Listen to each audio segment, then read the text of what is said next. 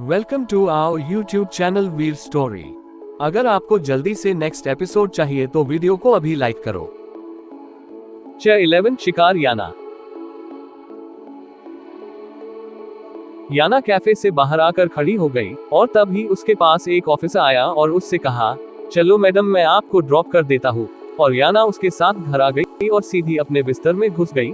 उसको कुछ समझ नहीं आ रहा था आखिर अमन उसके पीछे हाथ धोकर क्यों पड़ गया है, और अगर उसने जो कह रहा है वो कर दिया तो क्या होगा, ये सोचकर उसकी सोच थम गई थी। तभी याना के जहन में अपनी एक पुरानी दोस्त नीता का ख्याल आया, जो याना से बड़ी थी क्योंकि कॉलेज में और स्कूल में वो याना की सीनियर थी और याना हमेशा उससे प्रॉब्लम आने पर एडवाइस लेती थी। अभी भी याना ने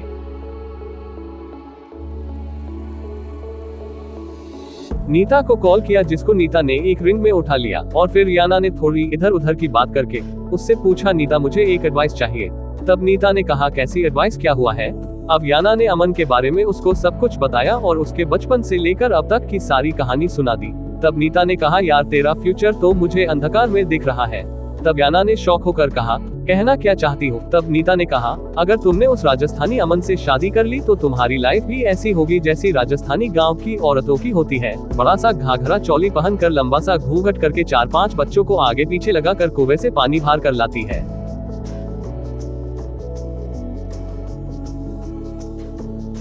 फिर खाना बनाने के लिए चूल्हा जलाती है और आग जलाने के लिए भैंस की सीट से उपले बनाती है, क्योंकि बेचारी के पास गैस की फैसिलिटीज नहीं होती। राजस्थान के बड़े बड़े घरों में फर्श नहीं होता, वहाँ मिट्टी से घर को फर्श करना होता है। खाना सबसे बाद में खाना पड़ता है, वो भी पति का बचा खुचा, और फिर उसको हर साल एक बच्चा पैदा करके देना होता है। और उसने जरा चुचा की तो सास और उसकी इतनी बड़ी फैमिली तुमको जलाकर मार देगी। और वहाँ के लड़के माँ बाप के आज्ञाकारी लाल होते हैं, वो कभी माँ बाप के खिलाफ नहीं जाएंगे, बल्कि माँ बाप के कहने पर अपनी बीवी को ही खूब पीटते हैं। कुल मिलाकर लड़की की जिंदगी नर्क बन जाती है। तब याना ने कहा, तुम्हें इतना सब कैसे पता। तब उसने कहा, मेरी बुआ की शादी मेरे दादाजी ने राजस्थान में कर दी थी।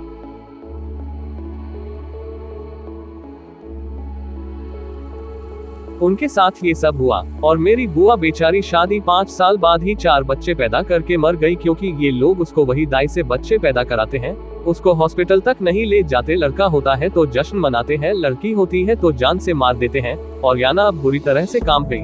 अब याना ने कहा, प्लीज नीता मुझे कोई मशवरा दो, मैं क्या करूँ, ये अमन तो मेरे पीछे ही पड़ गया है। तब नीता ने कहा, जब तक तेरी मोम ना आए बिल्कुल घर से बाहर मत निकल, क्योंकि ये गांव के उजड़ आदमी हट्टी और जिद्दी किस्म के होते हैं। ये अपनी पर आ जाए तो सब कर गुजरते हैं। इसलिए अब सबसे पहले सिद्धार्थ को कॉल कर उसको तुरंत बुला और उससे जल्द शादी करके मेरी तरह अमेरिका शिफ्ट हो जा, और उससे कोई पंगा मत लेना अपनी मोम के आने तक, वरना तुझ पर भारी पड़ सकता है। तब याना ने कहा, तुम बिल्कुल ठीक कह रही हो नीता, मैं अब घर से बाहर नहीं जाऊंगी। सदाबहार वृक्ष एक कुबड़ वाला ऊंट, सदाबहार वृक्ष एक कुबड़ वाला ऊंट, सदाबहार वृक्ष एक कुबड़ वाला ऊंट, सदाबहार वृक्ष एक कुबड़ वाला ऊंट, सदाबहार वृक्ष एक कुबड़ वाला ऊंट, सदाबहार वृक्ष एक कुबड़ वाला ऊंट, सदाबहार वृक्ष एक कुबड़ वाला ऊंट, सदाबहार वृक्ष एक कुबड़ वाला ऊंट, सदाबहार वृक्ष। राजस्थान। पीरामल मर्दानी बैठक में हुक्का गुड़गुड़ा रहे थे और उनके सामने गांव के एमएलए ठाकुर महेंद्र और उसका भाई गजेंद्र बैठा था। अब पीरामल ने कहा, देखिए ठाकुर साहब, मैंने आपसे रिश्तेदारी करने में कोनो आपत्ति ना है, पर सारे गांव को पता है, थारे को नहीं पता, धारा महारे घर की ही बहू बनेगी। बचपन में ही धारा का रिश्ता महारे बड़े बेटे अमन से हो गया से, और महारे बहू बेटे एक दूसरे को घड़ा प्रेम करे से, इसलिए थारे बेटे का रिश्ता धारा सा ना होवेगा। हाँ, वह की छोटी बहन चंचल, उसके लिए कुछ सोचा जा सकता है। तब महेंद्र ने कहा, कोनो बात नहीं सरपंच जी, महारे को तो आपसे रिश्तेदारी करनी से के फर्क पड़े, धारा हो या चंचल दोनों ही आपकी बहन की बेटी। तब पीरामल शेखावत ने कहा, तो फिर ठीक, जैसे ही महारा बेटा अमन शहर से आ जावेगा हम वहाँ से सलाह मशविरा करके आपको बता देंगे, क्योंकि हम महारे बेटे की बिना मशविरे के घर का कोई फैसला ना लेवे। तब महेंद्र ने कहा, ठीक है सरपंच जी, जैसा आप कहे, और वो दोनों हाथ जोड़कर चले गए। अब गाड़ी में बैठते हुए महेंद्र के भाई ने गुस्से में कहा कि भाई साहब, आप इस गांव के एमएलए, इसने तो रत्ती भर भी आपकी इज्जत ना करी।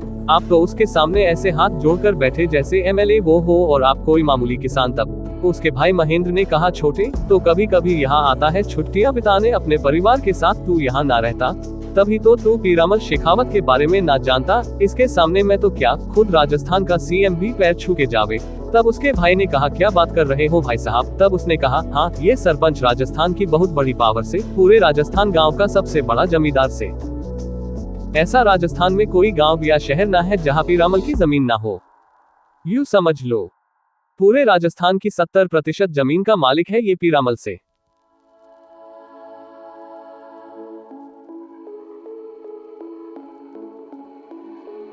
और सब ही गांव का सरपंच लोग इसके बाप केशव और इसको भगवान समझकर पूजा करते हैं। ये जिसको कह देगा पूरा गांव और राजस्थान की आधी से ज्यादा जनता उसको वोट डाल देगी। ये आदमी पूरी राजस्थान की सरकार गिरान और बनाने की ताकत रखे, लेकिन इसको खुद को पॉलिटिक्स में दिलचस्पी ना है, क्योंकि ये खुद अपने आप एक सरकार है। और फिर सोने पर सुहागा इसका बड़ा बेटा अमन सिंह शेखावत, वो आर्मी का जनरल मेजर है। उसके एक हुक्म पर पूरी आर्मी पूरे गांव को घेर लेगी। इसलिए भी कोई आदमी इन पर उंगली उठाने से पहले 1000 बार सोचे। और हर बड़े से बड़ा जमींदार और आदमी पीरामल से रिश्तेदारी करना चाहता है, लेकिन पीरामल ने महारे से रिश्तेदार करने को हाँ कही। इसकी वजह ये है कि महारे पिताजी और पीरामल के पिता बहुत अच्छे दोस्त थे। तब उसके भाई ने कहा, फिर भाई साहब, इन रिश्तेदारी करने पर आपको तो गर्व होना चाहिए। हाँ, लेकिन महारे गर्व से ज्यादा वोट चाहिए, क्योंकि महारे राजस्थान का अगला एमपी बनना है और ये पीरामल के बगैर नहीं हो सकता। तब उसके भाई ने कहा, वाह भाई सा, एक तीर से 2 शिकार। और फिर वो दोनों हंसने लगे। Tulip tulip tulip tulip tulip tulip tulip tulip tulip tulip tulip tulip tulip tulip tulip tulip tulip tulip. Yana अभी रूम से बाहर आई थी जब एक नौकर ने आकर उसको एक बॉक्स दिया और याना ने वो बॉक्स खुला तो उसमें एक ब्लैक रंग की बहुत खूबसूरत साड़ी थी। साड़ी बिल्कुल प्लेन थी, लेकिन बहुत ज्यादा शाइन कर रही थी। उसके ब्लाउज चौड़ी स्टेप पर काले मोतियों की लड़ी लटकी हुई थी और नीचे की साइड भी कितनी लड़ी लटकी हुई थी। और याना उस साड़ी की तारीफ किए बिना ना रह सकी। Wow, what a beautiful sari. तभी उसी बॉक्स में से एक कार्ड निकला जिस पर लिखा था, आमी जश्न ए ज़मुरेहत। और याना समझ गई ये किसने भेजी है। और तभी उसके पास एक कॉल आया और अमन ने कहा, मैं बाहर गाड़ी में तुम्हारा वेट कर रहा हूँ, जल्दी रेडी होकर बाहर आओ। अभी याना कुछ कहती तभी अमन ने कहा, मना करने का सोचना भी मत, वरना तुम्हें जबरदस्ती भी ले जा सकता हूँ और मुझे रोकने वाला कोई नहीं है। अब याना को वाकई एहसास हुआ उसको रोकने वाला कोई नहीं है, इसलिए याना ने बहस ना करके आने के लिए बोल दिया। और कुछ देर बाद वो रेडी होकर बाहर आई। ब्लैक साड़ी में उसका दूधिया रंग किसी सफेद रुई की तरह चमक रहा था। खूबसूरत बालों का लूज सा साइड बन बनाया हुआ था, उसमें से कुछ लटे याना के गालों पर आ रही थी। आंखों को फॉगी मेकअप से सजाया हुआ था और डार्क मेहरून लिपस्टिक वो जीता जागती संगमरमर की मूर्त लग रही थी। और अमन बेसुध उसको देखता रह गया, क्योंकि याना ने साड़ी पहली बार पहनी थी, इसलिए उसमें वो और भी ज्यादा कयामत लग रही थी। और उसको देखकर अमन के जिस्म में अजीब तरह की सनसनाहट सी होने लगी और उसने तुरंत पलकें झपका ली। खूबसूरत तो वो भी बहुत ज्यादा लग रहा था। Black 3 price body fit suit, अंदर व्हाइट शर्ट, ब्राउन बालों को जेल से सेट किया हुआ था, कुछ उसके माथे पर गिर रहे थे।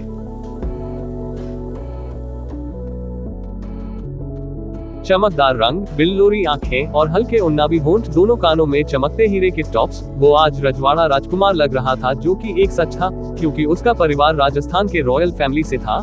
लेकिन ये प्रिंस अपनी क्वीन के लिए ड्यूटी निभा रहा था। अब याना पिछली सीट पर बैठने लगी, लेकिन दरवाजा नहीं खुला। तब अमन ने कहा, आगे आकर बैठो, मैं तुम्हारा ड्राइवर नहीं हूँ। और याना बिना किसी बहस के आगे आकर बैठ गई और बिना कुछ कहे सफर तय हो गया। अमन याना की तरफ देखने से कतरा रहा था और याना ने कभी अमन को बिना आंखों में नफरत लिए नहीं देखा। अगर एक बार नफरत की पट्टी उतार कर देखती तो अपना दिल खो बैठती। अब गाड़ी एक 5 स्टार होटल के सामने आकर रुकी और अब याना और अमन बाहर आए। याना अमन से दूर होकर चलने लगी, लेकिन तभी अमन ने उसको पेट से पकड़ा और अपने पास खींच लिया और याना उसका गर्म लोहे जैसा हाथ अपने पेट पर महसूस कर एकदम लर्ज गई और जल्दी से हाथ हटाने लगी और चीख कर कहा, छोड़ो मुझे। तब अमन ने कहा, तो तरीके से चलो। और याना ने अब उसका बाजू दोनों हाथों से पकड़ लिया।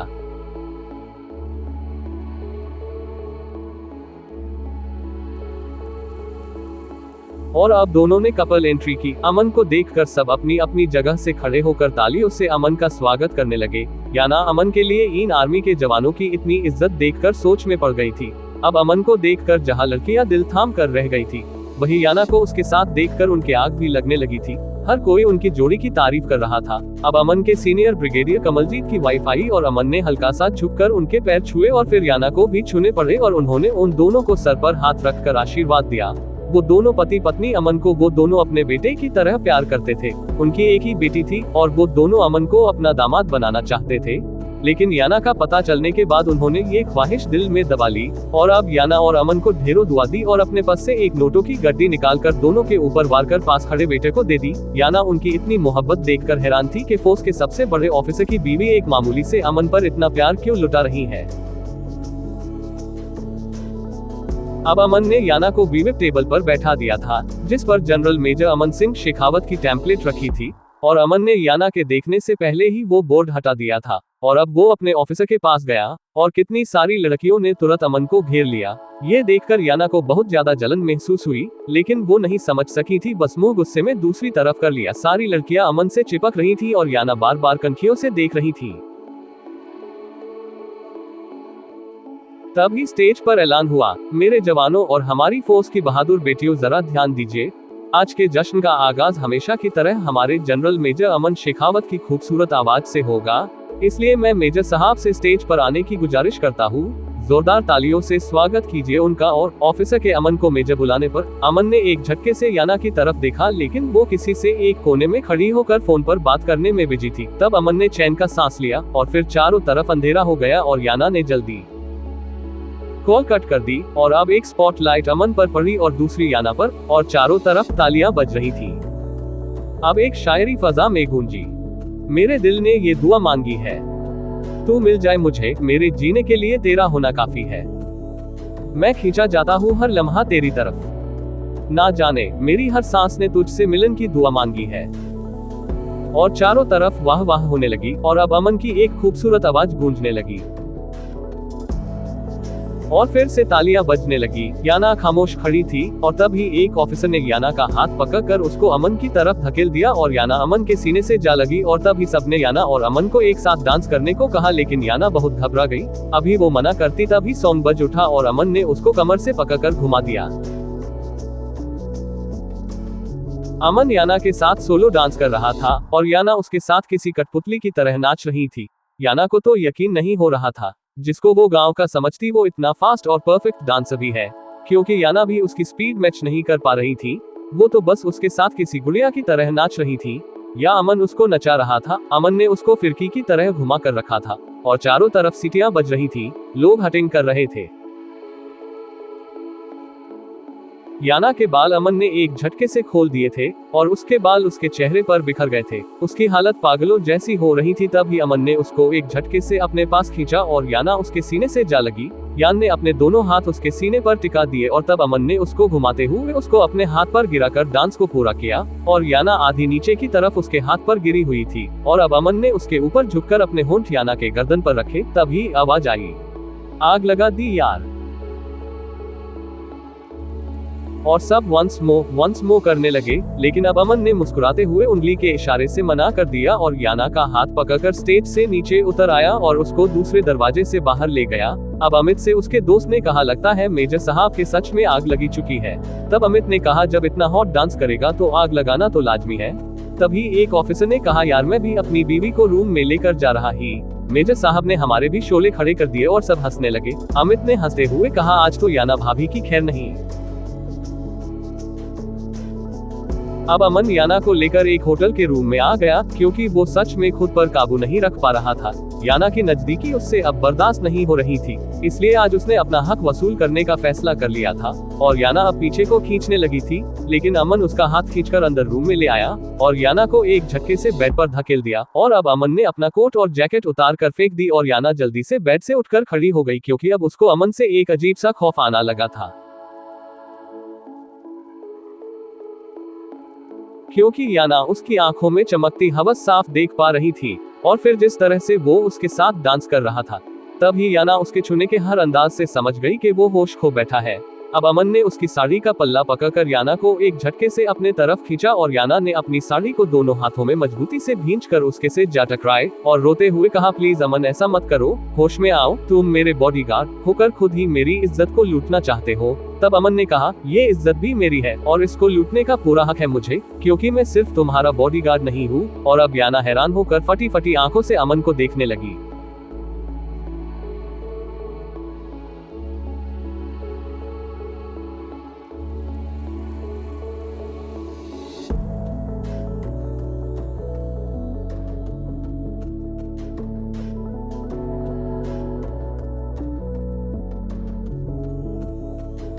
चैप्टर 12 याना ने रोते हुए क्यों तानी अमन पर बंदूक।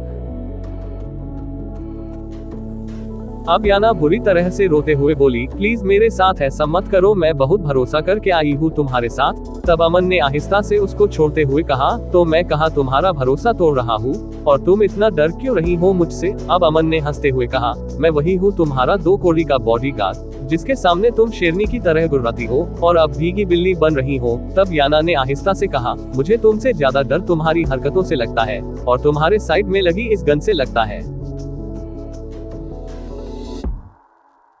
तब अमन जोर से हंसा और याना उसकी खूबसूरत हंसी में खो सी गई, क्योंकि वो हंसता हुआ बहुत खूबसूरत लग रहा था। हंसने से उसकी बिल्लुरी आंखें छोटी हो गई थी और दोनों साइड डिंपल पड़ रहे थे। और अब अमन ने हंसते हुए कहा, ये लो गन मैंने निकाल कर साइड रख दी, लेकिन अपनी हरकतें मैं तब तक कंट्रोल करूंगा जब तक तुम मुझे नखरे नहीं दिखाओगी। और अब अमन ने गन निकालकर साइड स्टूल पर रखी और अपने जूते उतार कर बेड के क्राउन से लेटने वाले अंदाज में बैठ गया और याना डरी सहमी सी उसके पैरों के पास सिमट कर बैठ गई थी। अब अमन ने उसको इस तरह देखकर मुस्कुरा कर कहा, किसी ने सही कहा है, और औरत कितनी भी मजबूत सही लेकिन एक जगह आकर मर्द से कमजोर पड़ ही जाती है, और वो है उसकी इज्जत जाने का डर। अब याना ने उसकी बात काट कर कहा, मुझे घर जाना है, रात बहुत हो गई है। तब अमन ने कहा, तुम्हें कब से रात और दिन की फिक्र होने लगी, तुम्हारे लिए रात में ही दिन निकलता है। अब याना खामोश हो गई। तब अमन ने कहा, आज रात तुम्हें मेरे साथ इस रूम में ही रहना होगा, क्योंकि मैं बहुत थक चुका हूँ और मेरा अभी ड्राइव करने का कोई मूड नहीं है। अब याना का हाथ पकड़कर अपनी तरफ खींचते हुए कहा, लेट जाओ तुम भी। और याना सीधी उसके सीने पर जा गिरी और अमन ने उसको अपनी बाहों में भर लिया। याना बहुत हैरानी थी।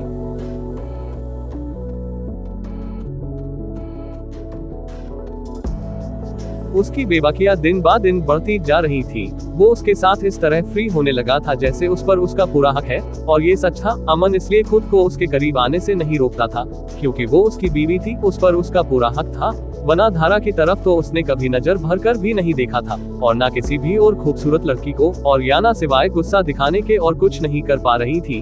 अब याना ने उसकी बाहों का घेरा तोड़ने की पूरी कोशिश करते हुए गुस्से में कहा, बदतमीज इंसान, छोड़ो मुझे। तब अमन ने कहा, जाने मन तुम्हें छोड़ूंगा तो तुम्हें मरते दम तक भी नहीं, और पता नहीं क्यों तुम्हारे करीब आते ही मेरा बदतमीज होने का दिल चाहता है। अब याना उसकी गिरफ्त से जब 1 इंच भी ना हिल सकी तो आंखों में आंसू ला कर कहा, प्लीज। अमन डेढ़ परेशान हो रहे होंगे। तब अमन ने कहा, वैसे भी डेढ़ की बहुत परवाह है ना तुम्हें। अब याना ने शर्मिंदगी से नजरें झुका ली। अब आंखों में आंसू ला कर कहा, प्लीज अमन। तब अमन ने उसको अपने साइड लेटा कर कहा, यार जब तुम ये अपनी खूबसूरत आंखों में आंसू लाकर प्लीज कहती हो तो मेरा दिल मोम हो जाता है, फिर तुम्हारे साथ जबरदस्ती करने दिल नहीं करता। अब अमन अपने बराबर में लेटी याना के ऊपर झुककर बोला, अच्छा चलो अपना हाथ दिखाओ, मैं तुम्हारा हाथ पढ़ता हूँ। अब याना ने हैरान होकर कहा, तुम्हें ये आता है। अब अमन ने कहा, आता तो मुझे बहुत कुछ है, लेकिन तुम करने का मौका ही कहाँ देती हो, लाओ दिखाओ। अमन उसको आहिस्ता आहिस्ता अपने मकसद की तरफ लाना चाहता था। अगर वो डायरेक्ट उसके साथ कुछ भी करता तो याना मैडम चीख चीख कर पूरा होटल सर पर उठा लेती। इसलिए अब अमन उसको किसी बच्चे की तरह बहलाकर उसको धीरे धीरे पटरी पर ला रहा था, क्योंकि अब अमन से अपनी खूबसूरत बीवी से दूर नहीं रहा जा रहा था। वो उसको पाने के लिए बिन पानी की मछली की तरह तड़प रहा था, लेकिन याना इस बात से बेखबर थी। अब याना ने कुछ सोचकर अपनी गुलाबी हथेली अमन की तरफ फैला दी और अमन ने अपने मजबूत हाथ में उसका हाथ थामकर उसको ध्यान से देखते हुए कहा, तुम्हारी लाइफ में बहुत सारी खुशियां आने वाली है। अब याना ने खुश होकर कहा, रियली? और अमन समझ गया वो बातों में आने लगी है। अब अमन ने मुस्कुरा कर कहा, लेकिन ये खुशियां तुम्हारे नेचर पर डिपेंड करती है। अगर तुम मूड सही रखोगे तो आएंगी, वरना चली जाएंगी। तब याना ने कहा, मैं मूड बिल्कुल सही रखूंगी, लेकिन वो हैप्पीनेस किस चीज से रिलेटेड होगी? तब अमन ने कहा, जैसे तुम जो चाहती हो सब वैसा होगा, क्योंकि तुम्हारी लाइफ में एक ऐसा इंसान आएगा जो तुम्हारी हर ख्वाहिश को पूरा करेगा।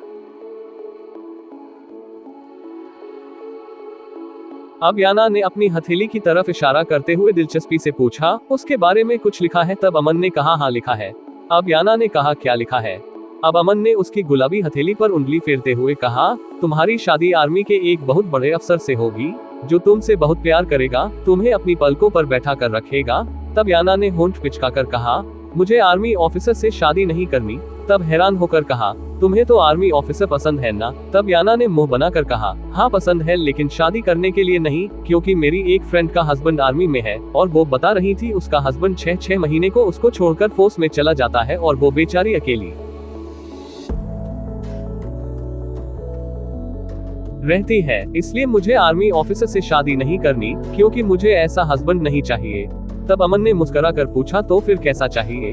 तब याना ने मुस्कुरा कर कहा, मुझे ऐसा हस्बैंड चाहिए जो मुझे बहुत सारा प्यार करे, मुझे रोज शॉपिंग कराए, रोज बाहर डिनर कराए और हर वीकेंड पर बाहर घुमाने ले जाए। तब अमन ने उसको देखते हुए कहा, मतलब ये है तुम्हें भी अपना घर नहीं संभालना, तुम भी अपनी माँ की तरह अपने बच्चे नौकरों से पालवाओगी?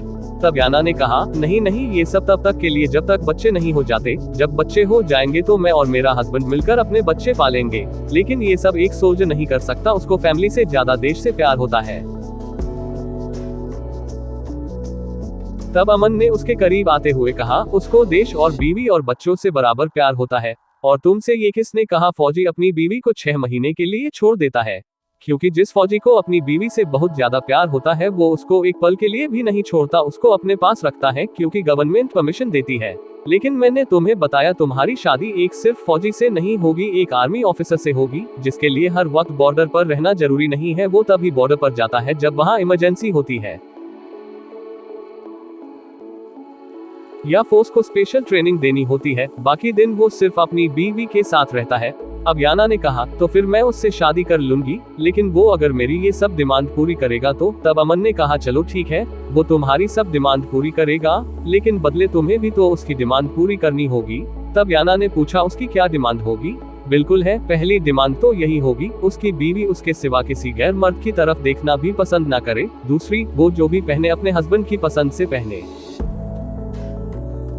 और तीसरी और आखिरी डिमांड, वो हर रोज बिस्तर पर उसको बहुत सारा प्यार करे, उसको सुकून दे, उसको अपनी बाहों में लेकर सुलाए। तब याना ने उससे थोड़ा खिसक कर कहा, ये वाला प्यार नहीं चाहिए, क्योंकि याना को महसूस हुआ जैसे ये डिमांड वो अपनी बता रहा है, और यही सच था, लेकिन याना समझकर भी नासमझ बन रही थी। तब अमन ने कहा, ये नाइंसाफी होगी, जो तुम्हारी हर डिमांड पूरी करेगा, तुम उसको क्या ऐसे ही तड़पाती रहोगी? अब याना ने आहिस्ता से पलके झुकाकर कहा, मैं वो सब नहीं करना चाहती। तब अमन ने आहिस्ता से खुमारी भरे लहजे में कहा, क्यों नहीं करना? अब अमन ने उसके होठों पर उंगली फेरते हुए कहा, क्या तुम्हारा मन नहीं करता कोई इन भीगे होठों की नमी को चुरा ले? अब अमन ने आहिस्ता आहिस्ता उसके पेट पर अपनी उंगलियां फिरना शुरू कर दिया। याना, तुम्हारा मन नहीं करता तुम्हारे इस जिस्म की कोई तारीफ करे, तुम्हें एहसास कराए तुम कितनी खूबसूरत हो? और याना खामोशी से अमन की आंखों में देख रही थी, और अब अमन ने आहिस्ता से अपना हाथ उसके सीने पर ले आया, आहिस्ता आहिस्ता याना के सीने को मेज करते हुए कहा, क्या यहाँ बेचैनी नहीं होती? मन नहीं करता कोई इनकी बेचैनी को अपने होठों से मिटा दे? अब याना गहरे गहरे सांस ले रहे थे, क्योंकि अमन ने उसको सुडेक्टिव कर दिया था, और अमन खुद भी बर्दाश्त की हदों पर खड़ा था। अब कमरे के सन्नाटे में दोनों की गहरी गहरी सांस एक शोर से बरपा रही थी। अब याना अमन के हाथों की गर्मी से पिघलने लगी, और उसने आंखें बंद करके आहिस्ता से कहा, चाहती हूँ तो फिर करने दो मुझे। और याना खामोश हो गई, और अमन समझ गया अब वो तैयार है। अब अमन ने आहिस्ता से उसकी साड़ी का पल्ला साइड हटा दिया, और याना के गले में झुककर अपने होंठ याना के गले में फेरने लगा, और वो अब धीरे धीरे पैशनेट होने लगा। और अमन ने अब उसकी गर्दन और सीने को खाना वाले अंदाज में किस करना शुरू कर दिया, और याना की सिसकियां पूरे कमरे में गूंज रही थी, और उसकी हर सिसकी, क्योंकि याना भी अमन की इस हॉट बॉडी को देखकर खुद पर काबू नहीं रख पा रही थी, और उसको पैशनेटली किस करने लगी। और अमन आज इतना खुश था कि कोई उससे आज उसकी जान भी मांगता तो वो खुशी खुशी दे देता, क्योंकि आज उसकी याना उसको प्यार कर रही थी। और ये देखकर अमन की आग और भड़क गई, और अब वो पूरी शिद्दत से याना को खाने लगा। उसके कंधे और सीने को अमन ने लाल कर दिया था। अब याना ने कहा, मुझे बहुत डर लग रहा है अमन। तब अमन ने आहिस्ता से कहा, तुम डरो मत, मैं हूँ ना तुम्हारे साथ, तुम्हें किसी से भी डरने की जरूरत नहीं है। और अमन उसके गले से अब उसके पेट तक आ गया था और अब उसकी नाभि को अपनी जीभ से सहला रहा था। और तभी अमन ने याना के शॉर्ट्स में हाथ डाला और अमन ने अपनी उंगलियां चलाना शुरू कर दिया और अब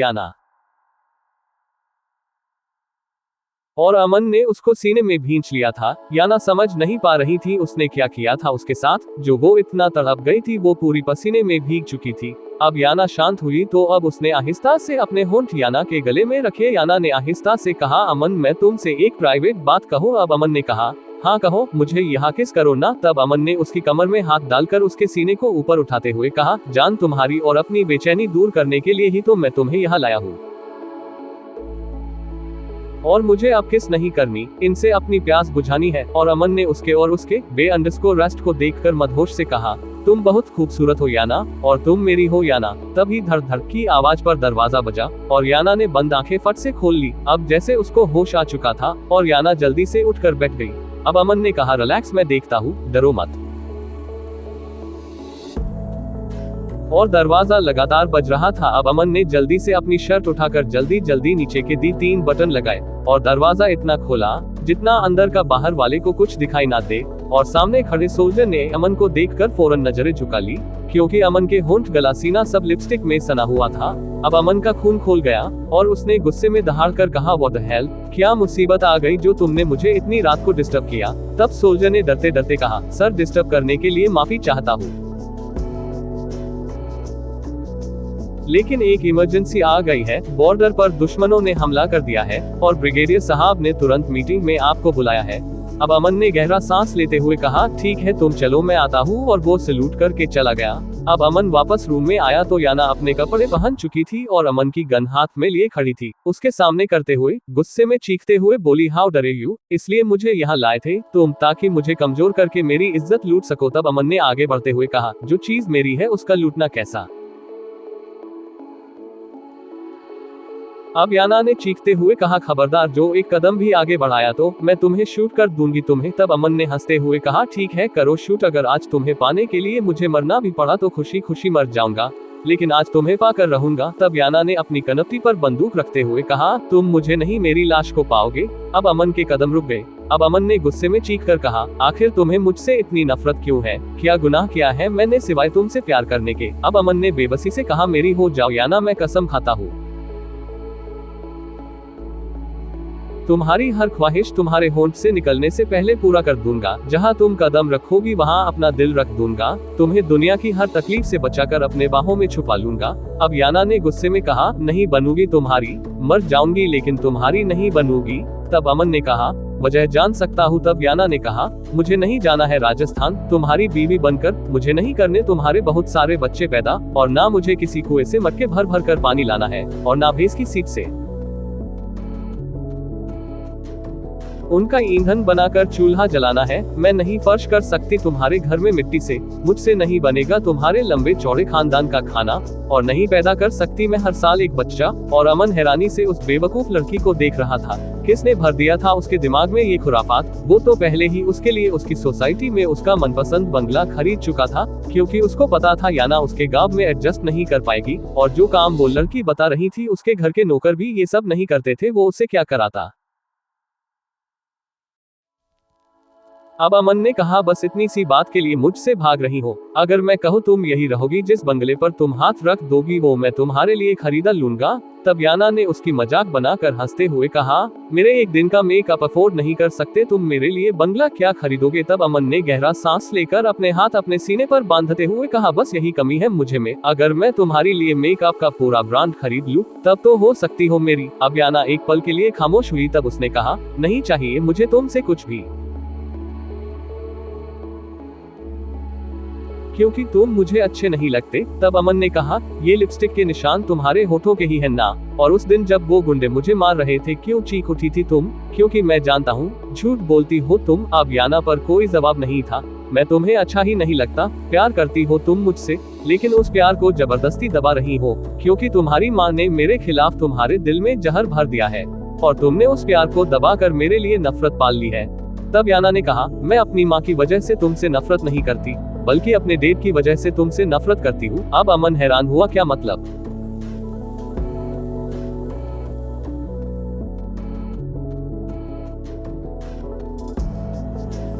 बच्चा तेरा, अमन ने किया मोना की स्वच्छ बेटी याना के जिस्म को गंदा। मोना गुस्से से पागल।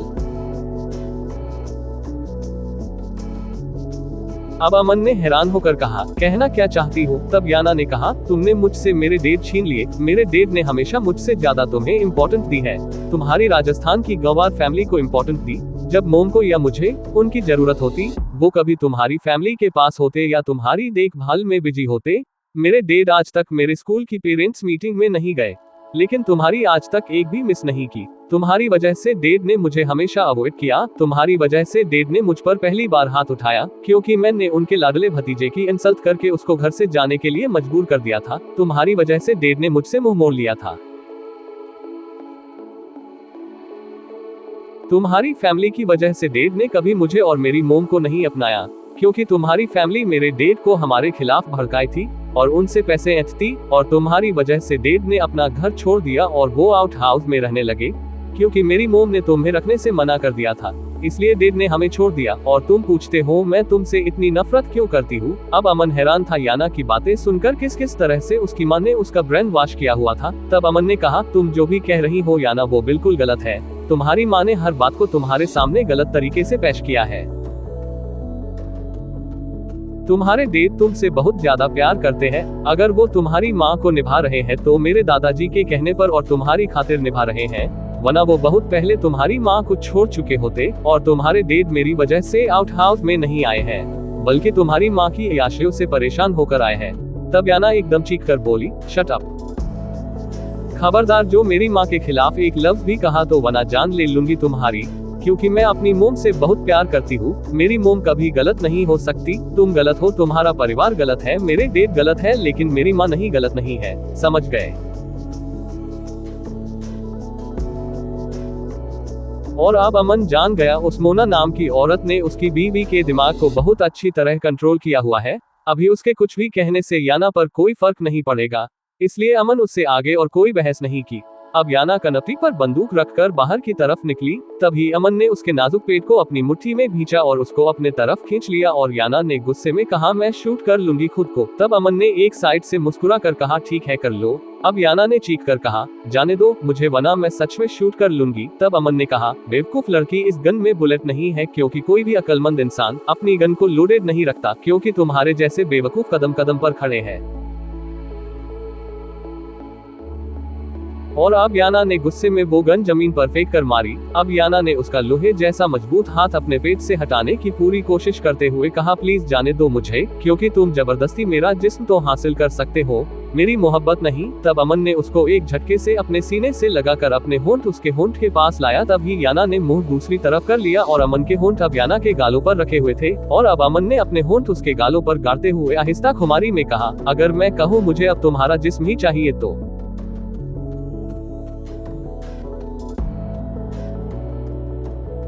क्योंकि आज जो कुछ हुआ उसके बाद में चैन से सो भी नहीं पाऊंगा, क्योंकि जिस लड़के ने आज तक किसी औरत का चेहरा भी ध्यान से नहीं देखा, और अब उसके सामने तुम जैसी हसीना का बेहद खूबसूरत जिस्म बेपर्दा हो जाए तो सोचो उस लड़के की क्या हालत होगी। नहीं सह पाऊंगा या ना मर जाऊंगा, हो जाओ मेरी, क्योंकि अब तुम इतना हसीन मंजर मेरी आंखों को दिखाकर अपने जिस्म की खुशबू मेरे अंदर उतार कर अब मुझे से भाग नहीं सकती। नहीं माय गर्ल, आज तुम्हें मेरा होना पड़ेगा। और याना इस टाइम बिल्कुल बेबस हो रही थी, क्योंकि वो जानती थी वो कितनी भी मजबूत सही, लेकिन इस लंबे चौड़े तगड़े आदमी के सामने उसकी एक नहीं चलेगी। अब याना अमन के साथ आकर पछता रही थी और याना को अब अपना सब कुछ जाता हुआ दिख रहा था। लेकिन तभी उस पर कुदरत को तरस आ गया और अमन के फोन की बेल बजी और अमन ने एक झटके से याना को छोड़ा, लेकिन याना का हाथ पकड़ लिया और अब अमन ब्रिगेडियर से बात करते हुए उनको 20 मिनट में आने का कहा। और जैसे ही अमन बातों में लगा, याना ने तुरंत उसके हाथ में पूरी ताकत से काट लिया और अमन का जरा सा ध्यान हटते ही वो भाग निकली। और अब अमन ने फोन पर कॉल यू बैक कहकर कॉल कट कर दी और याना के पीछे भागा, लेकिन याना तब तक लिफ्ट से नीचे उतर चुकी थी और अमन ने उसको बालकनी से देखा, वो टैक्सी में बैठ चुकी थी और अमन ने गुस्से में बालकनी पर हाथ मारा। शिट। अब याना गिरती पड़ती अपने घर आई और सामने उसकी माँ मोना और नानी खड़ी थी और याना अपनी माँ को देखकर याना सिसक पड़ी और एकदम रोकर भराई हुई आवाज में कहा, मोम। और मोना, जो याना को पूछने के लिए ही उसके दोस्तों को फोन कर रही थी, एकदम याना को देखा और याना भागकर अपनी माँ के सीने में छुप गई और सुबक सुबक रोने लगी। तब मोना ने उसको सीने से लगाकर उसके सर पर हाथ फेरते हुए कहा, याना माय डॉल क्या हुआ है आपको, कहाँ गई थी और आप ऐसे क्यों रो रही हैं? और ये साड़ी चूड़ियाँ क्या ये सब? मोना उसको पहली बार साड़ी में देख रही थी, क्योंकि उसने कभी साड़ी नहीं पहनी थी और ना याना को साड़ी पसंद थी। अब याना ने अपनी माँ के सीने से चेहरा उठाया तो उसकी नानी ने उसके सर पर हाथ फेरते हुए कहा, Yana my princess, everything is fine, आप इतना रो क्यों रही हैं? किसी ने कुछ कहा आपको? लेकिन याना कुछ बोल ही नहीं पा रही थी, बस रोए जा रही थी। अब मोना ने याना को ध्यान से देखा तो दंग रह गई। उसके सीने और उसके दोनों कंधे लाल अंगारा हो रहे थे और उसके सीने और गले के निशान किसी की शिद्दत और जुनून की दस्ताना सुना रहे थे। उसकी लिपस्टिक ऐसे छूटी हुई थी जैसे किसी ने अपने होठों से साफ की हो, क्योंकि उसकी लिपस्टिक का हल्का सा शेड उसके होठों के नीचे और कुछ ऊपर आ रहा था और उसके होंठ हल्के से सूजकर सुर्खी लिए हुए थे। और मोना एक शादीशुदा औरत थी। उसको समझने में एक पल लगा उसके साथ क्या हुआ है। अब उसने रोती बिलखती याना को अपने हाथ से पानी पिलाया और फिर उसका चेहरा अपने हाथों में लेकर उसके माथे पर प्यार करते हुए पूछा, याना माय बेबी, किसी ने कुछ किया आपके साथ, बताओ मुझे। अब याना ने हिचकियों से रोते हुए कहा, मामा वो अमन डेड का भतीजा, उसने मेरे साथ। और अमन का नाम सुनते ही मोना के तन बदन में आग लग गई और याना के दोनों कंधे पकड़कर झकझोर कर चीखते हुए पूछा, क्या किया उसने? तब याना ने रोते हुए कहा, मामा वो बहुत बुरा है, वो वैसा नहीं है जैसा दिखता है। और अब याना ने अपनी माँ के जाने से लेकर अब तक की हर बात अमन की रो रो कर मोना को बता दी और मोना फटी फटी आंखों से याना को देख रही थी और अंदर ही अंदर उसके लावा सा पकने लगा था। अब उसकी नानी सब सुनकर अपना चश्मा सर के ऊपर रखते हुए कहा, oh my God, it's cruel man. Mona, तुम्हारा ओपिनियन उस लड़के को लेकर बिल्कुल ठीक था, वो तो एक नंबर का चालाक और कमीना निकाला। अब मोना ने अपनी माँ से कहा, मम्मी आप याना को रूम में लेकर जाए और तुरंत लेडीज डॉक्टर को कॉल करें, मैं अभी आती हूँ। अब मोना आंधी तूफान की तरह साहिल के आउट हाउस में गई और हल्के बल चीखते हुए बोली, साहिल, साहिल। और साहिल जो अभी ऑफिस से आया था, मोना को इस तरह चीखता देख हैरान हो गया। अब उसने मोना से कहा, क्या तूफान आ गया है? इतना क्यों चीख रही हो? तब मोना ने गुस्से में चीख कर पूछा, कहाँ है तुम्हारा वो जंगली जानवर भतीजा? उस साले कुत्ते के पिल्लई ने मेरी बेटी का रैप करने की कोशिश की है। अब साहिल ने गुस्से में कहा, जुबान संभाल कर बात करो मोना, तुम मेरे भाई साहब को और मेरे भतीजे को गाली दे रही हो। तब मोना ने दांत भींच कर कहा, कितने घटिया बाप हो तुम अपनी बेटी के साथ इस तरह बदसलूकी करने पर। तुम्हें उस भतीजे को जेल पहुंचाने की बजाय इस बात पर गुस्सा दिखा रहे हो मैंने तुम्हारे भाई साहब और भतीजे को गाली दे रहे हूँ। मोना गुस्से से पागल हो रही थी। उसका बस नहीं चल रहा था अमन को अभी जिंदा जला दे, जिसने उसकी हाइजीनिक बेटी के जिस्म को अनहाइजीनिक कर दिया था। अब साहिल मोना को क्या बताता जिस पर वो रेप का इल्जाम लगा रही है, वो उसका पति है और उसका पूरा हक उसकी बेटी पर। लेकिन साहिल खामोश रहा। अब साहिल ने कहा, ठीक है मैं बात करूंगा उससे। अब मोना ने हैरान होते हुए कहा, बात करोगे? क्या बात करोगे? उसने मेरी बेटी को मोलेस्ट किया है और ये बात सिर्फ बात करने वाली नहीं है। अपनी बेटी की हालत जाकर देखो, क्या हैवानियत दिखाई है उसने याना के जिस्म के साथ। अगर तुम्हारे अंदर जरा सी भी बाप की मोहब्बत है तो तुम उसको सीधा अरेस्ट कराओगे, वरना मैं तुम्हें अपनी बेटी की शक्ल भी देखनी नहीं दूंगी। और अगर तुम्हारे अंदर शर्म मर चुकी है तो मैंने भी उस हरामखोर को जेल की चक्की ना पिसवा दी तो मेरा नाम भी मोना सिकंद नहीं। और ये कहकर मोना धड़ से दरवाजा बंद करके बाहर निकल गई। अब साहिल ने उसको जाता देखकर कहा, तो फिर नया नाम सोच लो माय डियर वाइफ, क्योंकि तुम इस जन्म तो मेरे दामाद को जेल नहीं पहुंचा सकती और तुम क्या इस देश की कोई भी पुलिस आर्मी के जनरल मेजर को अरेस्ट करने का अधिकार नहीं रखती। एक कुबड़ वाला ऊंट सदाबहार वृक्ष, एक कुबड़ वाला ऊंट सदाबहार वृक्ष, एक कुबड़ वाला ऊंट सदाबहार वृक्ष।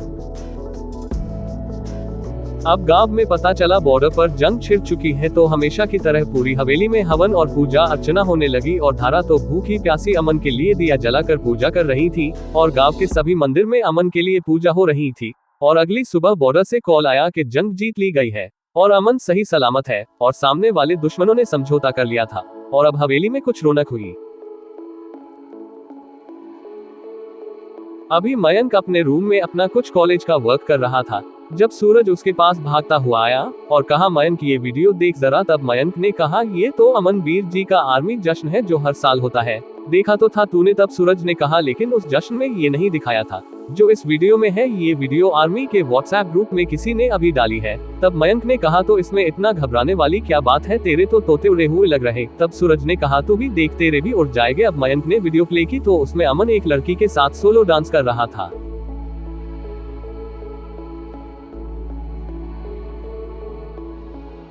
लड़की का चेहरा साफ नहीं था, उसका चेहरा बालों से ढका हुआ था, लेकिन अमन का चेहरा साफ दिख रहा था। और जैसा वो डांस कर रहा था और ग्रुप में लोग जिस जिस तरह की बातें कर रहे थे वो सब देखकर और सुनकर मयंक को भी पसीने आने लगे।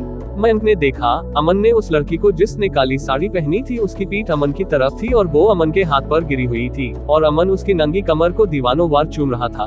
फिर अमन ने उस लड़की को घुमाकर गोद में उठा लिया और अब अमन ने अपने होंठ उस लड़की के साड़ी की ओट से चमकते उसके सफेद पेट पर रखे और पब्लिक में सीटियां बज रही थी। और अगले स्टेप में अमन ने उस लड़की को अपनी बाहों में भींचकर अपने होंठ उसके सीने पर रखे और इस पोज में उस लड़की की गर्दन नीचे झुकी हुई थी, बस उसकी चिन दिख रही थी जिस पर अमन किस करता हुआ उसके सीने तक आ रहा था। पूरी डांस वीडियो नहीं थी, बस कुछ खास क्लिप काट कर उस वीडियो को बनाया हुआ था।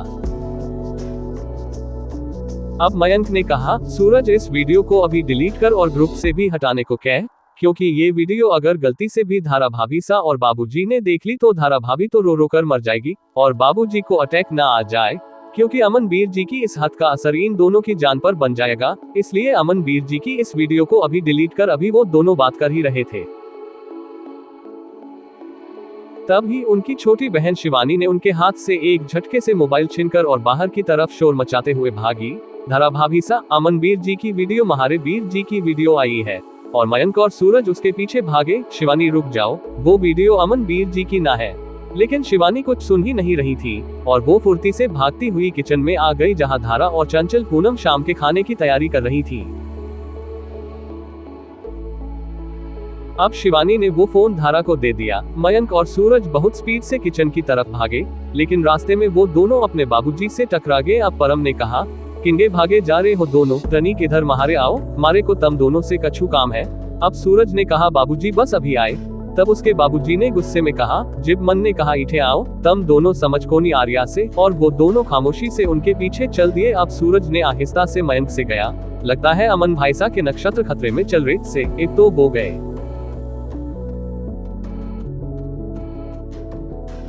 अब शिवानी किचन में आई और मुस्कुरा कर कहा धारा भाभी सा देखो महारे अमन वीर जी की शहर से वीडियो आई है। अब धारा ने शर्मा कर कहा महारे को नहीं देखनी। तब चंचल ने उसके हाथ से मोबाइल लेते हुए कहा का ही गेला, महारे जिजली देखना तो चाहरी पर मुहते ना कहेगी। और धारा एकदम शर्मा गई। अब चंचल ने फोन हाथ में लेकर कहा कोई ना जिजली, तम हर बेर की तरियो कनखियों से देख लियो और दिल ही दिल में महारे जीजा जी की तारीफ कर लियो। अब चंचल ने कहा अरे शिवानी या का तो लॉक लाग रहा से। तब पूनम ने कहा ला मैं खोल लूं, महारे को पता, मैंने एक बार सूरज को लॉक खोलते देख लिया से। और तभी पूनम ने पैटर्न बनाया तो तुरंत फोन खुल गया और अब सामने ही उस पर अमन की वीडियो थी। और अब चंचल ने जैसे ही वीडियो प्ले की तो पूनम और चंचल का पूरा मुंह और आंखें फट गई थी। और धारा जो हाथ में आटे की प्रांत लेकर आटा गूंदने जा रही थी, उसके हाथों में प्रांत कांप रही थी और उसका पूरा चेहरा लाल होने लगा और उसकी पुतलियां ऊपर चढ़ने लगी और धड़ाम से धारा जमीन पर गिर गई और सबकी एक साथ चीख निकली। धारा जो एक पल से ज्यादा अमन को किसी और लड़की के साथ बर्दाश्त न कर सकी, वो कैसे पूरी जिंदगी उसको किसी और के साथ बर्दाश्त कर पाएगी। और मोना जो अमन के अपनी बेटी को छूने पर भी जम लगाना समझती थी, अब उस अमन ने उसकी बेटी के पूरे जिस्म को छू लिया। तो अब गुस्से से पागल हुई मोना क्या करेगी अमन के साथ, और अमन अब दोनों तरफ से आई मुसीबत को कैसे फेस करेगा। जानने के लिए बने रहे हमारी कहानी के साथ। यार आप सब लोग लाइक और कमेंट क्यों नहीं करते हो? चैप्टर 14 अमन ने कर दी एक साथ याना और धारा की हालत खराब। परम सिंह शेखावत हाथ में वीडियो लेकर बैठे थे और गुस्से में दहाड़ कर बोले फोन लगा उस उल्लू के पट्टे को, आज मैं उसके टांगे तोड़ दूंगा। के बेशर्मी फैला रहा शहर जाकर। और वो इतनी जोर से दहाड़ रहे थे कि उनका सांस फूल रहा था। तभी मयंक ने जल्दी से बीपी की गोलियां देते हुए कहा बाबूजी आप फिक्र ना करो, मैंने फोन कर दिया है, अमन भाई सा आते ही होंगे। और अब शाम को अमन अपने बाप के सामने सर झुकाए बैठा था। अब उसके बाबूजी ने अमन से कहा तुझे पता है जब थारी माँ थारे छोटे बहन भाई गुड्डू और शिवानी को छोड़कर इस दुनिया से चली गई थी और उसके जाने के गम में थारी चाची सुमित्रा भी बीमार पड़ गई से, तब थारे बहन भाई को गंगा और धारा ने मिलकर पाला। थारे बहन भाई के खातर वह छोरी ने अपनी पढ़ाई भी छोड़ दी, क्योंकि वह थारे बहन भाई को रात को उठ उठ कर संभालती थी। तड़के स्कूल ना जा पावे थी। उस छोरी ने अपना जिस्म थारे घर की जिम्मेदारी उठाने के खातर रो रखा। इस घर में वह एक बड़ी बहू के सारे फर्ज निभाने लग रही। कभी तने सोचिया वह छोरी क्यों करे या सब के वाह की कोने जिम्मेदारी थी थारे बहन भाई को पालना। वो छोरी या सब इसलिए करन लागरी क्योंकि वह थारे से घड़ा प्रेम करे से, जिसको तू प्रेम करे से वह छोरी उस पे जान देवे से।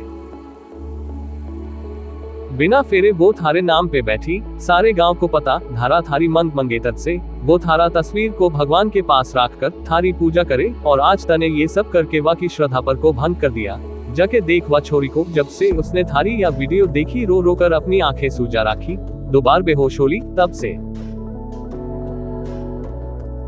अब अमन शर्मिंदगी से सर झुकाए बैठा था। वो याना के बारे में चाह कर भी नहीं बता पा रहा था, क्योंकि जब तक वो याना की तरफ से मजबूत नहीं हो जाता वो कुछ भी नहीं कह सकता था, क्योंकि अगर उसके बाबूजी को पता चलता अमन ने भी अपने चाचा साहिल की तरह उनको धोखा दे दिया है, उनसे बिना बताए शादी कर ली है, और ऊपर से वो लड़की भी राजी नहीं है, तो उसके बाबूजी ने पक्का उसका तलाक करवा देना था, और वो किसी कीमत पर भी याना को तलाक देना नहीं चाहता था। अब परमल ने कहा, कौन से या छोरी? तब अमन ने आहिस्ता से कहा, मेरी दोस्त है, मेरे साथ काम करती है।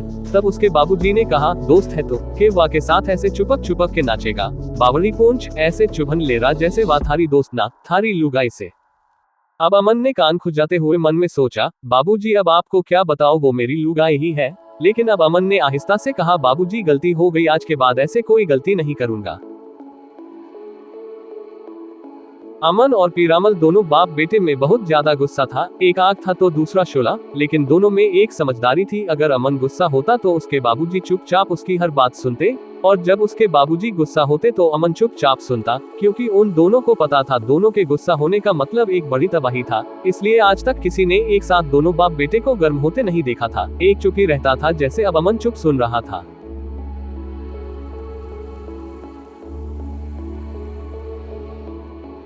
अब उसकी गलती मानने पर उसके चाचा सुमेर ने कहा, जाने भी दीजिए भाई साहब, जवान बच्चा है, ऐसे थोड़े बहुत कदम भटक ही जाते हैं, शहर में छोरियों के बीच रह है, ऐसे गलती हो जावे है। तब उसके बाबूजी ने कहा, अगर इसकी जवानी में ज्यादा ही धुआं उठ रहा है तो ब्याह कर ले धारा से, और 1 साल में ही महारे को महारे पोते या पोती का मुंह दिखा दे, मैं तो तब जानूं। अब अमन ने कहा, बाबूजी अभी मेरा मिशन है, उसके बाद में शादी के बारे में सोचूंगा, लेकिन आज के बाद में आपको मेरी ऐसी कोई शिकायत नहीं मिलेगी, अब माफ कर दीजिए। तब पीरामल ने कहा, ठीक, मैं थारे तब ही माफ कर सकूं अगर थारे को धारा माफ कर दे। जा वा के पास और समझा उसको कि तू सिर्फ वाका है, और उससे माफी मांग और कह या वीडियो सब झूठी से। अब अमन खामोश बैठा रहा, क्योंकि वो धारा को कोई झूठा वादा नहीं देना चाहता था, लेकिन उसको ऐसे बैठा देख उसके बाबूजी ने डंडा उठाकर कहा, रे जाता कोनी। और अमन एकदम उठकर भागा और सीधा धारा के रूम में आया और दरवाजे के पास आकर खड़ा हो गया, जहां से धारा के बोलने की आवाज आ रही थी। अब धारा ने रोते हुए कहा, चंचल महारे को बहुत डर लाग रहा से, महारे को लाग रहा कोई शहर की छोरी महारे से महारे अमन को न छीन ले, वरना चंचल महारी जान चाली जागी। क्योंकि चंचल मन ने दुनिया को नहीं देखी से बस थारे जीजा को देखा, और उन्हीं में मैंने अपनी पूरी दुनिया देख ली, मैंने भगवान को नहीं देखा, थारे जीजा जी को देखा, और उन्हीं को ही अपना भगवान मान लिया। ई महारे ते कोई महारी दुनिया छिन लेगा, महारा भगवान छिन लेगा तो महारा तो वजूद ही मिट जाएगा। चंचल मैं ना जी सकूं, चंचल थारे अमन जीजा जी के बिना, माता रानी की कसम, अगर किसी ने महारे ते महारा अमन छीन लिया तो मैं सर पटक पटक कर अपनी जान दे दूंगी। और अब धारा अपने होठों पर दुपट्टा रखकर तड़प तड़प कर रोने लगी, और बाहर खड़े अमन का वजूद अब तूफानों की जद में था, और अब अमन को किसी शायर की चंद लाइन अमन दिमाग में गूंज रही थी, हमेशा 4 दीवारी में रहने वाली लड़कियों के इश्क से डरो, उन्होंने दुनिया तो नहीं देखी होती है, वो जिसको मोहब्बत करती है वही उनकी दुनिया होती है। और अब अमन को इस लड़की के इश्क से डर लगने लगा था, जिसके आगे उसको अपना इश्क फीका लग रहा था। उसने तो कब इस बारे में ज्यादा ध्यान दिया ही नहीं कि धारा नाम की लड़की उसके इश्क में किस हद तक आगे निकल चुकी है। यह धारा उसके लिए कभी इतनी इम्पोर्टेंट रही ही नहीं। वो छोटा सा ही शहर पढ़ने चला गया था, और वहां जाकर याना के इश्क में गिरफ्तार हो गया, और उसकी कैद उसने हमेशा के लिए अपना ली। लेकिन धारा उसको पता ही नहीं चला, उसके कभी कभी गाँव आने पर भी धारा उसको इतना चाहने लगेगी, आखिर क्यों? उसने तो कभी कोई वादा नहीं किया था, कोई साथ मरने जीने की कसम नहीं खाई थी, यहाँ तक कि अमन ने तो कुछ देर भी उससे बात नहीं की थी। फिर क्यों वो सीधी सादी धारा मोहब्बत की आखिर हदों पर पहुंच गई, जहां से लौटने का मतलब सिर्फ मौत था। अभी अमन सोच ही रहा था जब पीछे से उसके बाबूजी की आवाज आई, जो अमन के पीछे खड़े धारा की सारी बातें सुन चुके थे। अब उन्होंने मुस्कुराकर धारा से कहा, धारा बेटा, कोई थारे से थारी दुनिया ना छीन रहा, थारा भगवान सिर्फ थारा है, और देख में ले आया थारी दुनिया को। होर अगर किसी ने थारे से थारा अमन छीना तो वह को हम ऊपर का रास्ता दिखा देंगे, समझगी के। और धारा ने सामने दरवाजे पर खड़े पर अमन और उसके बाबूजी को देखकर जल्दी से सर पर पल्लू रखा। वो अमन का और उसके बाबूजी का ऐसे ही सम्मान करती थी जैसे गांव की शादीशुदा औरत अपनी पति और ससुर का करती है। अब धारा शर्म के मारे जमीन में गड़ी जा रही थी। ये जानकर के उसकी सारी बातें अमन और उसके बाबूजी ने सुन ली थी। अब उन्होंने अमन से कहा, देख तने कितना प्रेम करने वाली छोरी थारे को कहीं मिल सके, जा वाकी कदर कर ले। समझा उसको के वह सब वीडियो झूठी से। अब अमन जो धारा को याना और अपने रिश्ते का सच बताने का इरादा कर चुका था, अब उसका इरादा डगमगा गया था, क्योंकि उसकी बात सुनकर अब अमन उसको सब सच बताने की हिम्मत नहीं जुटाया पाया। और तभी उसके बाबूजी ने उसको कमरे में धकेलते हुए कहा, जा माफी धारा से। तब धारा ने एकदम कहा, ना बाबूजी ना। धारा अमन की तरफ से अपने मामा पीरामल को बाबूजी कहने लगी थी, जबकि चंचल मामा सा ही कहती थी, इन से माफी मंगवा करके महारे को पाप का भागीदार ना बनना। ये बस इतना कह दे कि उस छोरी से इनका कोई लेना देना ना है और महारे कुछ ना चाहिए। अब उसके बाबूजी ने कहा, हाँ हाँ क्यों ना कहेगा, जरूर कहेगा। तब उसके बाबूजी ने कहा, चल अमन बोल दे बेटा, वह लड़की बस थारी दोस्त है और दोस्त के आज के बाद वह लड़की थारी बहन से। और इतना सुनते ही अमन उछल पड़ा। अब उसने कहा, ये कहना जरूरी नहीं है, बस मैं धारा से इतना कहना चाहता हूँ, धारा से कि वो लड़की मेरी दोस्त है। बस कुछ लोगों के कहने से मैंने उसके साथ डांस कर लिया था, मुझसे गलती हो गई। अब दोबारा आप लोगों के सामने मेरी ऐसी कोई वीडियो नहीं आएगी। अब उसके बाबूजी ने कहा, तो फिर ये भी कह तू सिर्फ धारा का और किसी का ना। अब अमन ने एक गहरा सांस लेते हुए खामोश नजरें झुकाए बैठी धारा को देखकर कहा, बाबूजी, इस लड़की ने मुझे अपना भगवान बना लिया है। क्या इसको ये नहीं पता भगवान किसी एक नहीं होता। और इतना सुनकर धारा ने एक झटके से सर उठाया और अमन गुस्से में बाहर निकल गया और उसके बाबूजी उसको जाता देखते रह गए। अब उसके बाबूजी ने कहा, के मतबल है इसका। और अभी वो गुस्से में अमन के पीछे जाते, तभी सुमित्रा ने कहा, आप ज्यादा जोर ना दो अमन पर भाई सा, अब वो बच्चा ना है, शहर में रहवे और आपको पता से वाका गुस्से कितना तेज से जरा मैं कच्चू कर बैठे। अब वाह ने कह तो दिया, गलती हो गई है, अब ज्यादा ना खींचो, ज्यादा खींची टूट जासे। अब वो सब चुप रह गए।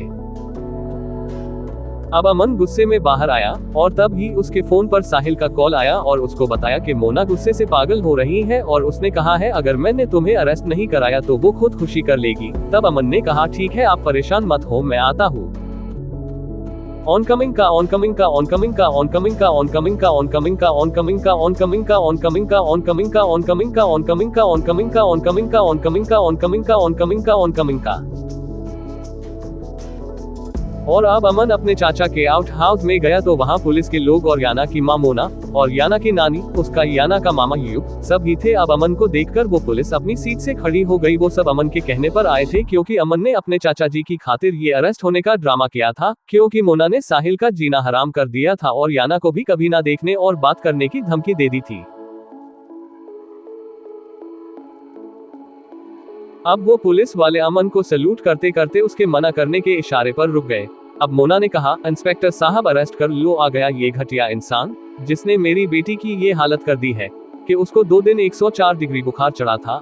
अब अमन ने परेशान होकर एकदम मोना से कहा, अब ठीक है वो। तब मोना ने कहा, तुमसे मतलब। अब अमन ने सख्ती से कहा, मैंने कुछ पूछा है आपसे, कैसी है वो। तब ही उसके चाचा ने कहा, अब ठीक है। अब अमन ने गहरा सांस लिया और तब ही याना के मामा युग ने कहा, अपने आप को बहुत बड़े 30 मार खा समझते हो, मेरे बेटे पर हाथ उठाने की गलती कैसे की तुमने, उसको दिन में होश आया था। तब अमन ने हंसते हुए कहा, चच बड़ा कमजोर बेटा पैदा किया है आपने, जो एक थप्पड़ लगते ही 2 दिन के लिए बेहोश हो गया। जरा सोचो मेरा पंच पड़ेगा तो क्या होगा, इसलिए उसको समझा देना दोबारा मेरे और याना के बीच में ना आए, वरना मुझे बताने की जरूरत नहीं है उसका क्या होगा। तभी युग ने उसके ऊपर गुस्से में चांटा मारने के लिए हाथ उठाया, जिसको अमन ने पकड़ लिया और उसके हाथ को इतनी जोर से भींचा कि उस बूढ़े आदमी की चीख निकल गई। और अमन ने कहा, ये हाथ आज के बाद दोबारा मेरे सामने उठा तो फिर उठने लायक नहीं बचेगा। तब ही मोना ने इंस्पेक्टर से कहा, आप खड़े खड़े मुंह क्या देख रहे हैं, हथकड़ी लगाओ इसको। और अब उन्होंने अमन को अदब से अपने साथ चलने को कहा और मोना ने कहा, आपने कुछ कर्जा लिया हुआ इससे जो आप इतना डर रहे हैं। अब साहिल आहिस्ता से मुस्कुराया और अब अमन ने कहा, मदर इन लॉ, इतना चीखने की जरूरत नहीं है, यहाँ सबको प्रॉपर सुनाई देता है। और अब अमन मुस्कुराता हुआ उस इंस्पेक्टर के कंधे पर हाथ रखकर उससे बात करता हुआ बाहर निकल गया और मोना और सब आंखें फाड़े देख रहे थे। अब अमन लॉकअप में आया तो एसीपी ऑफिसर ने फौरन अमन को देखकर सैल्यूट किया और अपनी कुर्सी छोड़कर एक तरफ खड़ा हो गया और हवलदार से नाश्ता पानी लाने को कहा। और अब अमन ने उनसे अपने मिशन को लेकर बात की। तब उन्होंने कहा, आप बेफिक्र रहे सर, हमारी इवारा फैशन शो पर पूरी नजर है, वो लोग बचकर नहीं जाएंगे। और अब अमन उनको समझाकर बाहर निकल गया। याना और उसकी माँ, उसकी मासी, नानी वो सब बैठी डाइनिंग हॉल में बातें कर रही थी जब पीछे पीछे से किसी की आवाज आई, कैसी हो ब्यूटीफुल लेडीज। और सब ने बाहर दरवाजे की तरफ देखा तो वहां पर सिद्धार्थ खड़ा था और याना उससे भागकर लिपट गई। और वो याना को ऐसे लिपटा था जैसे जन्मों का भूखा हो। और याना उसकी इस अदा को पावर हक समझ रही थी, लेकिन जो समझ चुका था उसके खून में आग लग गई थी, क्योंकि अमन अपने ऑफिस में बैठा लैपटॉप पर याना को देख रहा था। वो याना और उस भेड़िए को शूट कर दे जो उसकी बीवी के जिस्म से लिपटा अपनी हवस झलका रहा था। उसके हर अदा से पता चल रहा था वो आदमी अभी याना के कपड़े उतारने को तैयार है।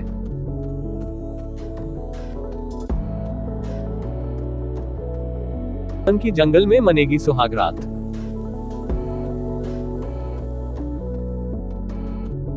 एक हट्टा कट्टा 35 साल का सिद्धार्थ खन्ना, जो लंबा तगड़ा था, लंबे बालों की पोनीटेल, घने दाढ़ी मूंछ जिनकी स्टाइलिश कटिंग थी, आंखों पर काला चश्मा, क्रीम कलर का कोट और अंदर मेहरूना रंग की शाइन करती शर्ट, मुंह में कीमतों सिगार और हाथों की उंगलियों में अंगूठाया और गला सोने की चेन से भरा हुआ था। वो देखने में बिल्कुल केजीएफ का रॉकी लग रहा था। वो कहने को तो डायमंड का बिजनेस करता था, लेकिन असल में वो 2 नंबर का धंधा करता था।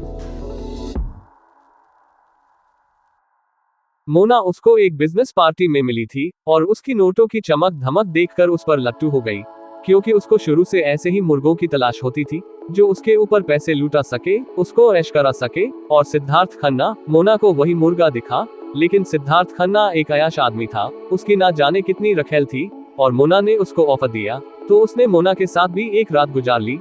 लेकिन उसको 45 साल की मोना में कुछ खास इंटरेस्ट नहीं हुआ। वैसे मोना ने कॉस्मेटिक और वर्कआउट से अपने आप को फिट बनाया हुआ था, लेकिन सिद्धार्थ के पास औरतों की कमी नहीं थी, एक से एक खूबसूरत उसकी रखेल थी। लेकिन मोना किसी भी कीमत पर उस सोने का अंडा देने वाली मुर्गी को छोड़ना नहीं चाहती थी।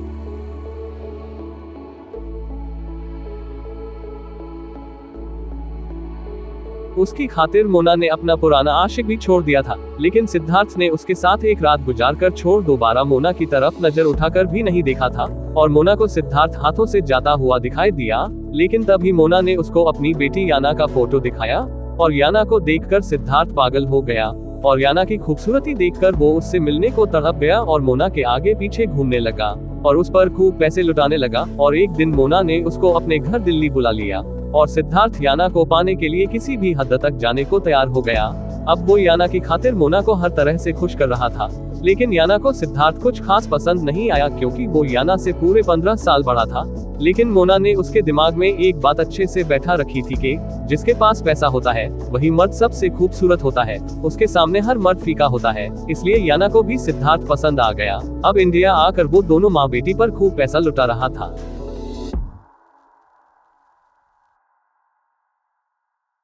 लेकिन फिर भी याना ने उसको अपने ऊपर हाथ नहीं धरने दिया था और सिद्धार्थ को लगा था जितनी आसानी से उसकी माँ मान गई थी याना नहीं मानेगी।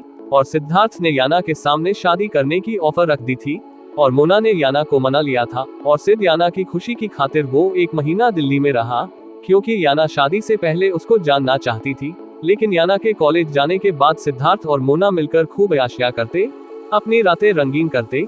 ये बात साहिल को उनके खास नौकरों ने बताई और साहिल को ये भी पता चला कि वो याना की शादी सिद्धार्थ से कराना चाहती है।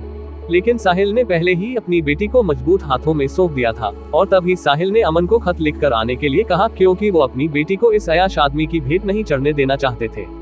क्योंकि इसी डर से साहिल ने याना की शादी बचपन में ही अमन से करा दी थी और उसको अब उसकी बीवी सौंप दी थी। अब सिद्धार्थ अमेरिका से लौटा था तो याना उसको देखकर खुशी से उसको हक कर लिया था। और फिर मोना ने भी एक अदा से सिद्धार्थ को हक किया और मोना ने आहिस्ता से उसके कान में कहा, इतना टाइम क्यों लगा दिया कि हम तो आपकी याद में मर ही रहे थे।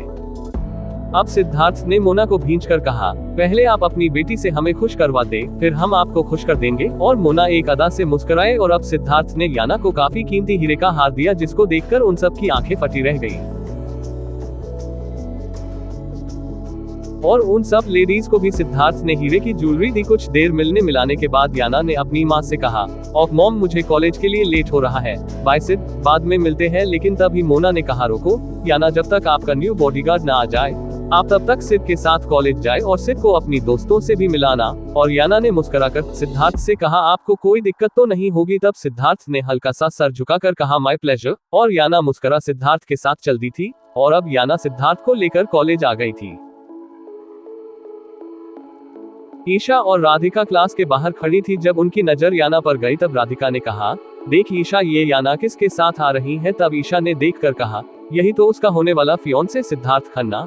तब राधिका ने कहा, यार इस गोरिल्ला का मुकाबला ये अमन जैसे शेर से कर रही थी। पता नहीं क्या हो गया है याना की पसंद को। अभी वो दोनों बात कर ही रही थी जब उनके पास याना और सिद्धार्थ आया और याना के पास उसकी खास दोस्त भी आ गई।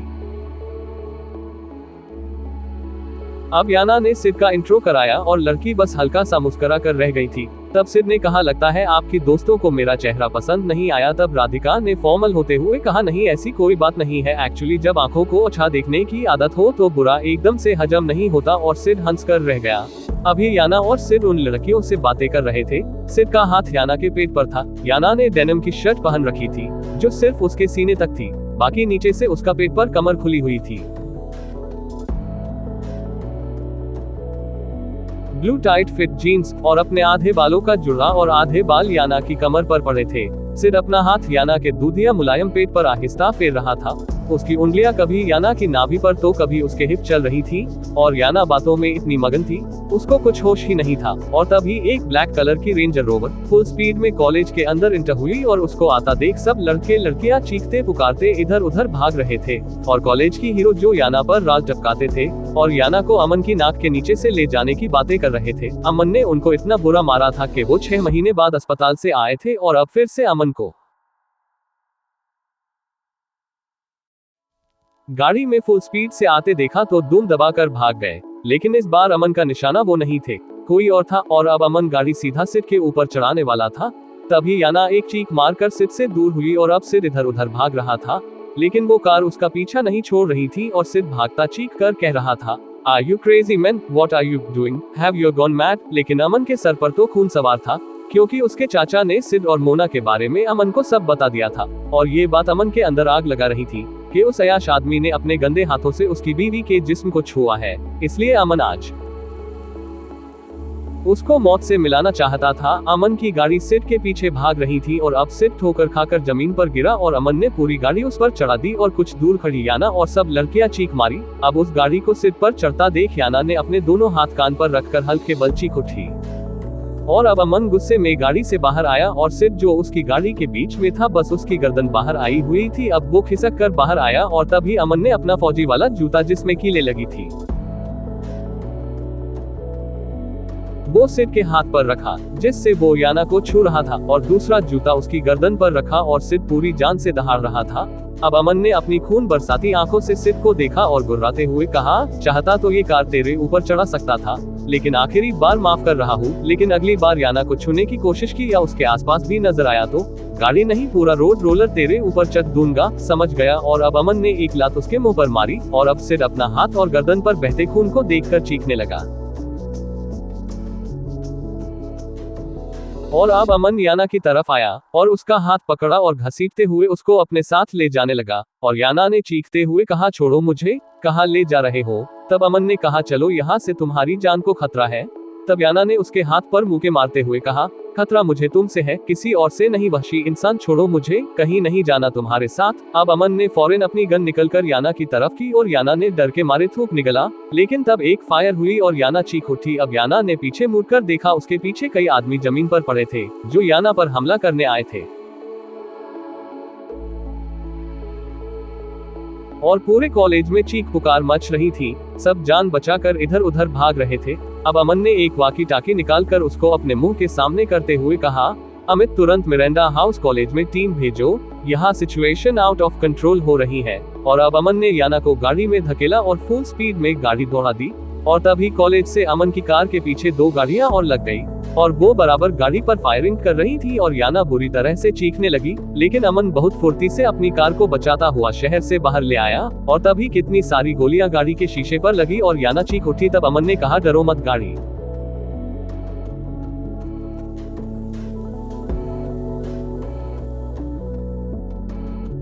गाड़ी बुलेट प्रूफ है। और अब अमन ने एक हाथ से गाड़ी स्टीयरिंग पकड़ा और एक हाथ से अपनी शर्ट उतारी। अब याना उसको ऐसा करता देख एकदम पीछे होकर दरवाजे के अंदर घुसने लगी। तब उसने डरते डरते कहा, ये तुम अपनी शर्ट क्यों उतार रहे हो? तब अमन ने मुस्कुरा कर कहा, तुम्हारे साथ अभी सुहागरात मनानी है। तब याना ने कहा, पागल तो नहीं हो गए? तब अमन ने आंख मारते हुए कहा, तुम्हारे प्यार में। और याना अब उसको हैरानी से देख रही थी। लेकिन तभी अमन ने गाड़ी का शीशा खोला और अपनी शर्ट में लाइटर से आग लगा कर पीछे आती गाड़ी के फ्रंट शीशे और फेंक दी और उस गाड़ी का बैलेंस बिगड़ और पूरी गाड़ी पलट गई। अब याना को उसके शर्ट उतारने का मतलब समझ आया और अब याना ने देखा उसकी खूबसूरत मस्कुलर बॉडी पर सिर्फ एक काला बनियान था जो उसकी भारी भरकम बॉडी में फंसा हुआ उसको एक हॉट रूप दे रहा था। और उसके हैवी डोले याना के सामने थे और हाथ में पहनी कीमती गोल्डन वॉच वो दिल में उतर जाने की हद तक खूबसूरत और सेक्सी लग रहा था। याना ने एकदम नजरें चुरा ली। अमन का पूरा ध्यान उन लोगों पर था जो एक बाद एक कई गाड़ियां लाकर अमन को घेर रहे थे। और अब अमन ने अपनी गाड़ी का पूरा स्टीयरिंग घुमा दिया और याना भी पूरी घूम गई और उसकी एक चीख निकली। अमन अब अपनी गाड़ी सामने आती उन चारों कार की तरफ वापस ला रहा था। अब याना ने गुस्से में कहा, पागल तो नहीं हो गए तुम? अपनी कार को उनकी कार में ठोकना चाहते हो? लेकिन अमन अब उसकी किसी बात का कोई जवाब नहीं दे रहा था और पूरी स्पीड में अपनी गाड़ी उनकी गाड़ी की तरफ ला रहा था। तभी कार में बैठे उस आदमी ने कॉल करके अपने आदमी से कहा, ये आदमी सनकी है क्या?